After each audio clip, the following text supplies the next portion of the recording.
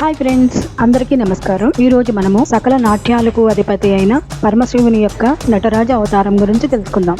నటరాజు పరమశివుని అవతారం. సకల నాట్యాలకు అధిపతి. లోహంతో కానీ రాతితో కానీ చెక్కబడిన నటరాజ విగ్రహాలు దక్షిణ భారతదేశంలో శివాలయాల్లో తరచుగా దర్శనమిస్తాయి. 11వ శతాబ్దంలో దక్షిణ భారతదేశాన్ని పరిపాలించిన చోళుల కాలానికి చెందిన ఇత్తడి విగ్రహాల్లో నటరాజ విగ్రహం 4 చేతులతో రూపొందించబడి ఉంటుంది. జడలు గాలిలో ఎగురుతూ ఉంటాయి.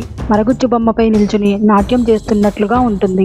ఈ మరగుజ్జు అపస్మార పురుషుడు, మానవునిలోని అజ్ఞానానికి చిహ్నం. కుడివైపున వెనక ఉండే చెయ్యి డమరుకాన్ని కలిగి ఉంటుంది. ముందుకు ఉండే కుడి చెయ్యి అభయముద్రను సూచిస్తుంటుంది. వెనుక వైపునున్న వామహస్తం అగ్నిని కలిగి ఉంటుంది. ముందు వైపు ఉండే ఎడమ చెయ్యి గజహస్తం ముద్రలో ఉంటుంది. జులపాలు నలువైపులకు విసిరివేసినట్లు ఉంటాయి. జటాజూటంలో గంగాదేవి అర్ధచంద్రాకారం ఇమిడి ఉంటాయి. ఆయన ఆకారం మొత్తం గుండ్రటి ప్రభామండలంలో అమర్చబడి ఉంటుంది. ఫ్రెండ్స్, విన్నారు కదా పరమశివుని యొక్క నటరాజ అవతారం గురించి.